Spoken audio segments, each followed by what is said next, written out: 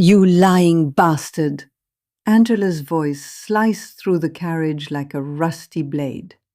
Head swiveled, eyes widened, and a collective intake of breath hung in the stale air.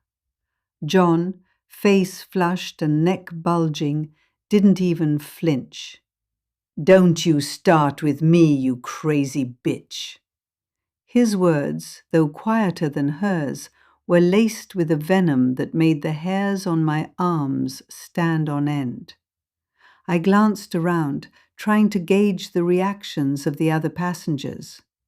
A few were openly gawking, their faces a mixture of morbid curiosity and discomfort.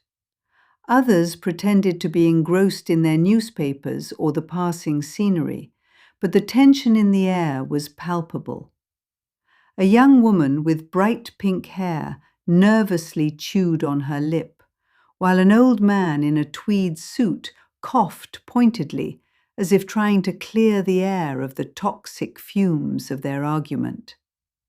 A bloke with a greasy comb-over lit a fag, the sulphurous scent momentarily masking the stench of cheap perfume and desperation that clung to the carriage. "Crazy? I'll show you crazy!" Angela shrieked, her voice rising another octave. She lunged at John, her nails raking across his cheek. He roared, grabbing her wrists and pinning her against the grimy window. "Get off me, you pig!" She writhed and kicked, her cheap handbag swinging wildly, narrowly missing the face of a bald man in a grey suit. He flinched, muttering something under his breath about the youth of today. I wanted to look away, to disappear into the crowd, but I couldn't.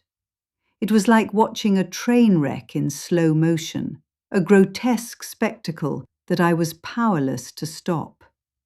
And then, above the shouting and the struggling, I heard a sharp crack, like a bone breaking. Angela went limp in John's arms, her eyes wide and unseeing. A trickle of blood snaked down her temple, staining the window a gruesome crimson. The train rattled on, oblivious to the sudden, stark silence that had fallen over the carriage.